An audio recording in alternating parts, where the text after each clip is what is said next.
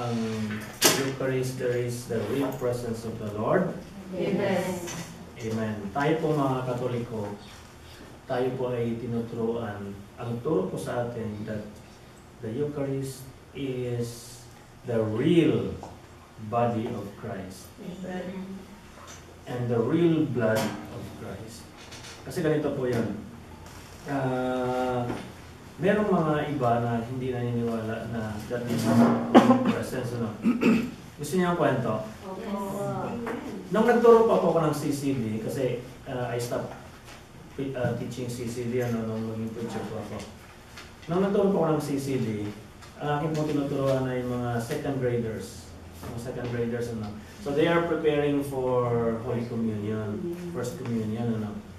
At meron pa akong isang assistant. So, isa po siyang nanay noong isang estudyante at she assisted me doon sa mga pangailangan ng mga bata. Kaya mga bata, mga hindi magkukulit. So, the assistant.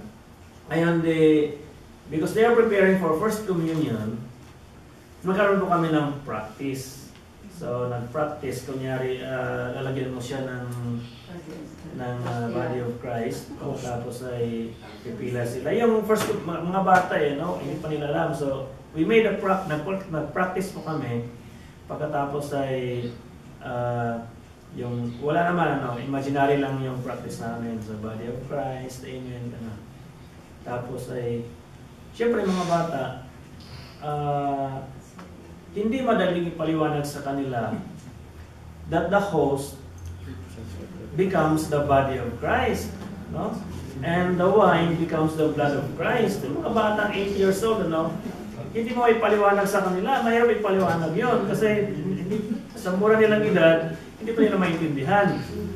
Tapos ay, ang sabi ko sa kanila, it is the real body of Christ and it is the real blood of Christ.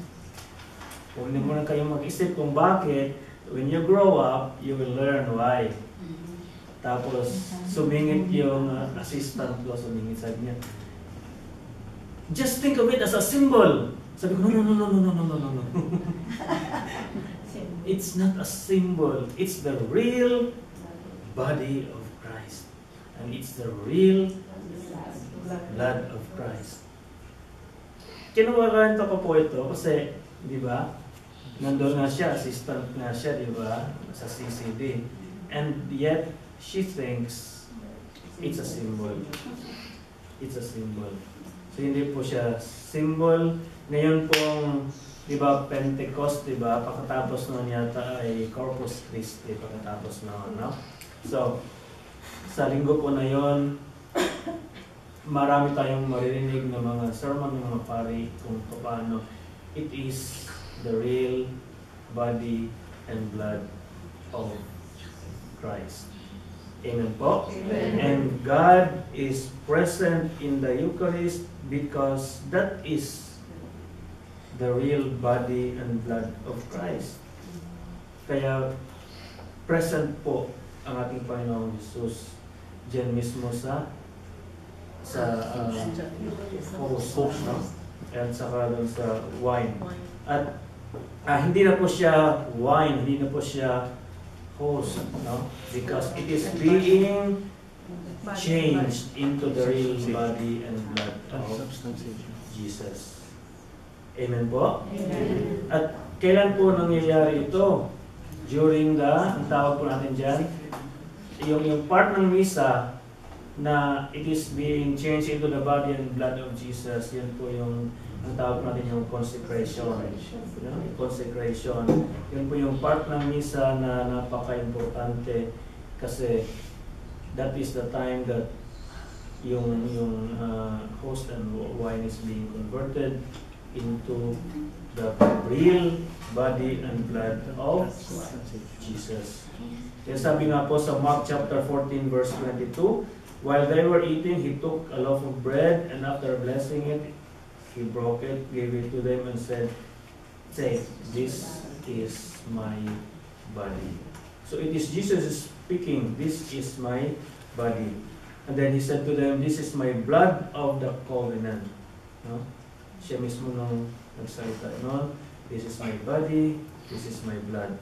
And then, sa John chapter 6 verse 55 to 57, sabi niya, for my flesh is true food, and my blood is true drink. Whoever eats my flesh and drinks my blood remains in me, and I in him. Just as the living Father sent me, I have life because of the Father. So also the one who feeds on me will have life because of me. Amen. Amen po. Meron po tayong kasabihan ng sabi po, you are what you eat. Diba? Meron tayong kasabihan noon, you are what you eat. Kung ang kinakain ay puro baboy,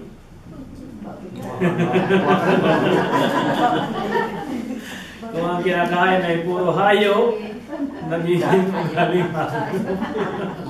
Pero pag ang atin pong kinakain ay katawan ni Kristo, at ang atin pong ininom ay dugo ni Kristo, ang atin pong mga sarili, atin pong mga ugali ay unti-unting nababago na katulad ni Kristo. Amen po. Palagpakan natin ang Panginoon. Jesus. Pang-apat po. Pang-apat. God is present in the sacraments. Ano-ano po mga sakramento natin? Una, baptism. Yung 3 sacraments of initiation, ano yan? Sacrament of baptism, sacrament of confirmation, saka Holy Eucharist. Tapos, matrimony, ano pa? Holy orders. Confession in yung reconciliation, ano pa? Anointing. No? Ulitin ko lang. Baptism, confirmation, Holy Eucharist, reconciliation, Holy orders, matrimony, saka anointing. Extreme unction. No? Extreme unction, yun po yung anointing, anointing. Pareho lang po yan itong pangalan lang. So, ano po ang sacraments? Sacraments are outward signs instituted by Christ to give grace. Yun po yung definition ng sacrament. Outward signs instituted by Christ to give grace. Ang sabi po doon sa binasa natin kanina, saan na yun? Sabi niya, they will see signs daw, di ba? Ang mga sakramento po, they are sa outward signs, ano? They are outward signs instituted by Christ to give grace. Sa pamamagitan po ng mga sakramento na ito, tinatanggap po natin dito ang grasya ng Diyos. Amen po. Halimbawa, example po, the sacrament of baptism. What is the significance of the sacrament of baptism? Kapag isang bata, o di kaya isang may edad na goes, dito sa Amerika, no, dumadaan po ang isang adult, pag gusto pumasok po sa Katoliko, may proseso po, ang tawag po ay RCIA, no? Rites of Christian Initiation for Adults. Dumadaan po sa ganon.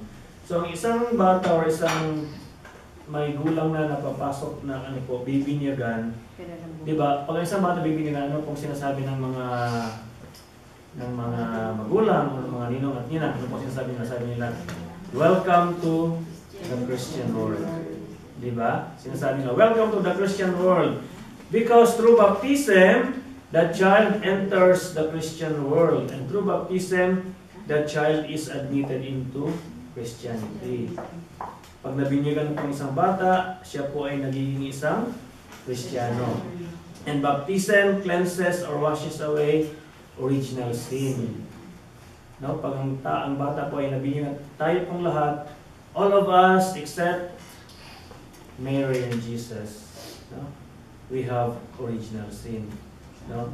The Blessed Mother, wala siyang original sin because of, ano yan? Bakit wala siyang original sin? Because of Immaculate Conception. Kaya Immaculate ang kanyang conception. No? Hindi siya pwedeng magkaroon ng kasalanan dahil ang Diyos ay papasok sa kanyang sinapupunan. That is Immaculate Conception. No? Kaya po, ang tao ay merong original sin because of the sin that we inherited from our first parents, Adam and Eve. But baptism cleanses away original sin.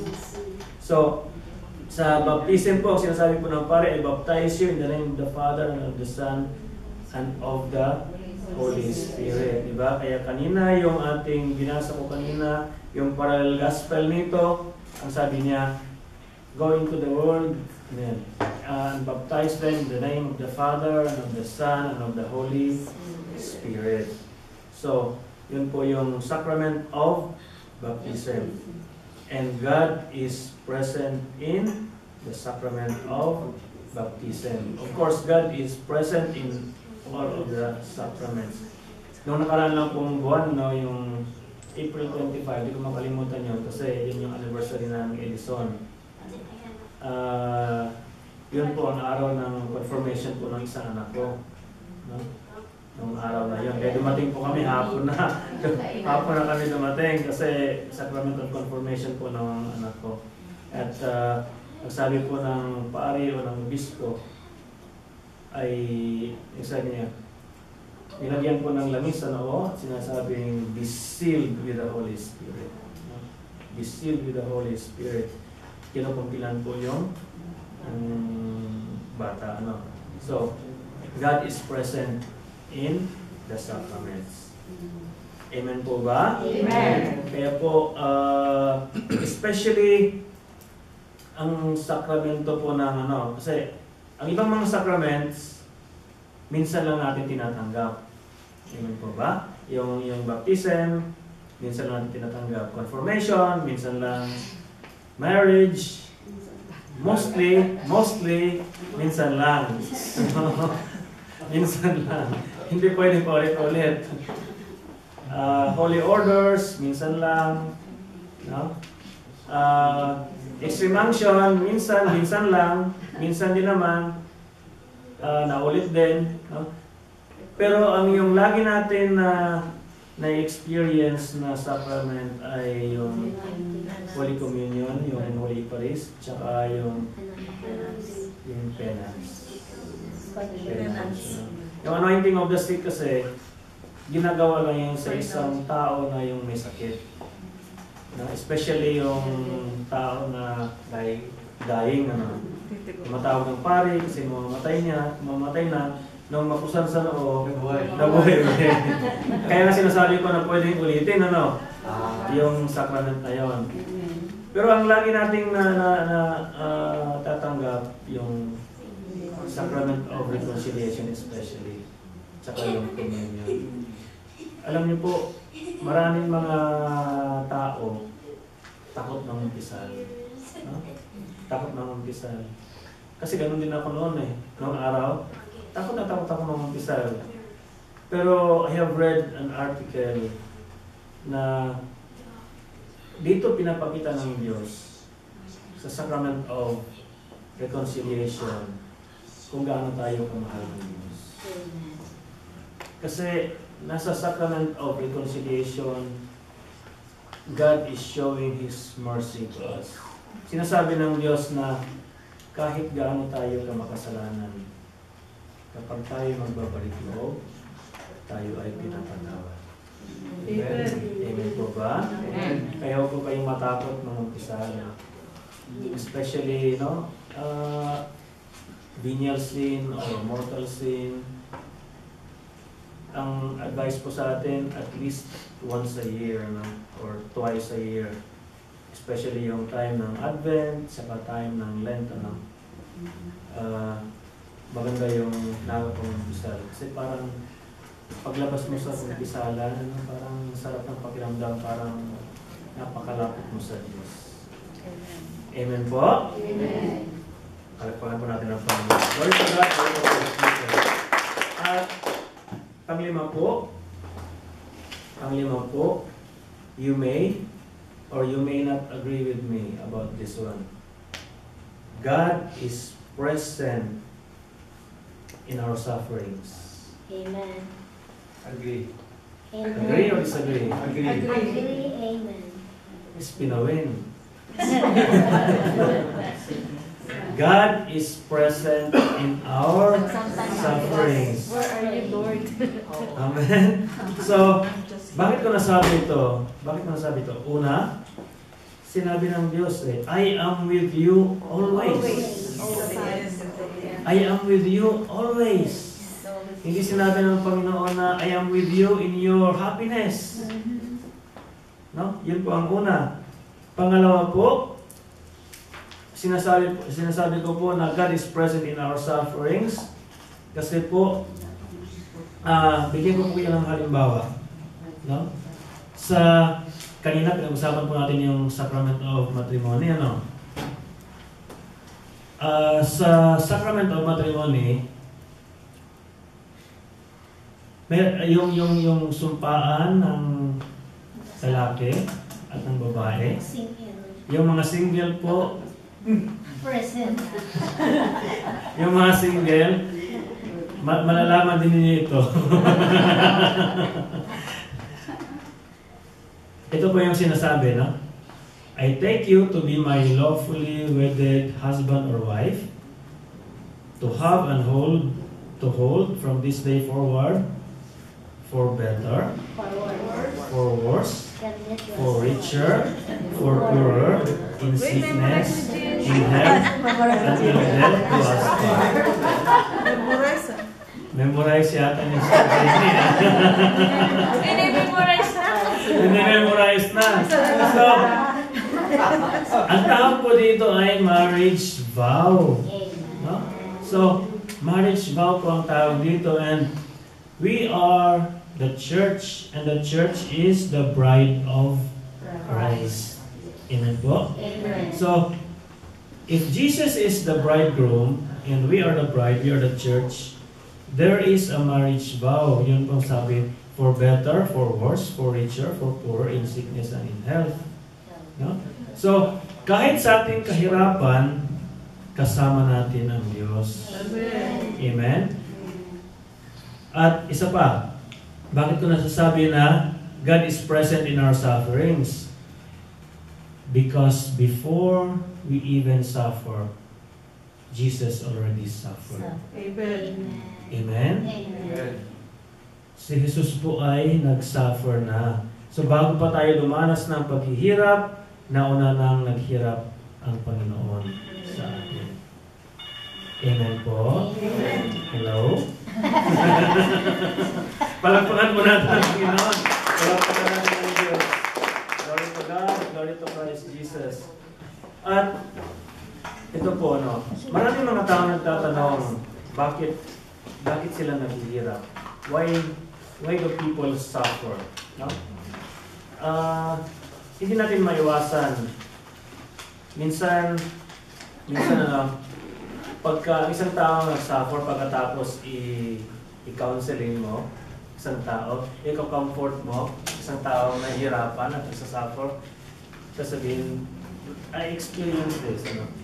Sasabihin sa'yo, sinabi mo lang yung Brad, kasi hindi ka ang dumadaan sa pinagdadaanan ko. Amen po? May mga taong gano'n. Sinabi mo lang yan, Brad, kasi hindi ka dumaranas ng pinagdadaanan ko. Hindi mo taong gano'n. Pero ganito po yun. Ganito po yun. Why do people suffer? Kasi gustong ipakita ng Diyos kung gaano Kanya kamahal. Amen. Alam niyo kung bakit sinabi ko yun? Kasi ang tao na nagsasuffer, sabi ko, ang tao na nagsasuffer, gustong ipakita sa kaninang Diyos kung gaano siya kamahal ng Diyos. Kasi naramdaman niya yung paghihirap, di ba? Ang tao naramdaman niya yung paghihirap, di ba? Halimbawa, at gustong sabihin ng Diyos, yan ba ang paghihirap na pinagdadaanan mo ngayon? Don't you know what and how I suffered for you? Naintindihan po ninyo? So, ang tao naghirap, dumaan siya sa hirap. At gustong sabihin ng Diyos sa kanya, don't you know how much I suffered for you? I suffered for you in the agony of the garden, in the crowning of thorns, in carrying of the cross, and I had been crucified for you. That's how I suffered for you. Ganon kita kamahal. Kung naramdaman mo ngayon na nahirapan ka, mas grabe ang pinagdaan ko sa iyo. Ganon kita kamahal.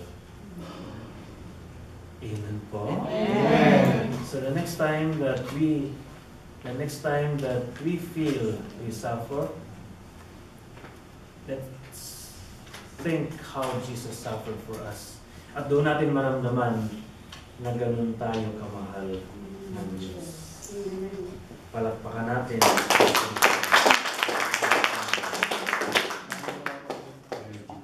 So, babalikan po natin yung mensahe po sa araw na to. Jesus' command is, go into the world and proclaim the gospel to every creature.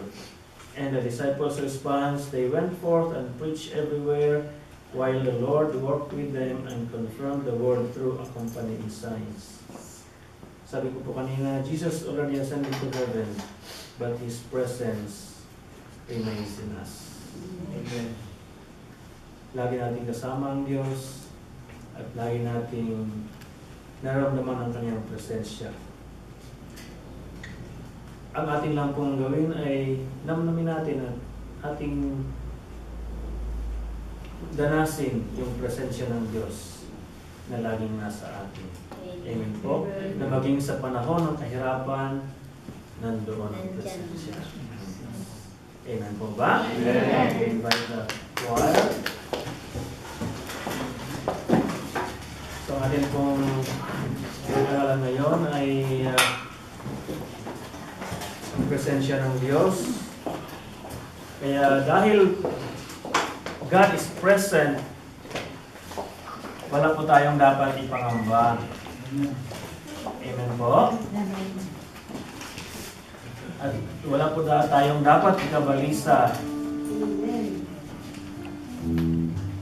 Dahil kasama po natin ng Diyos.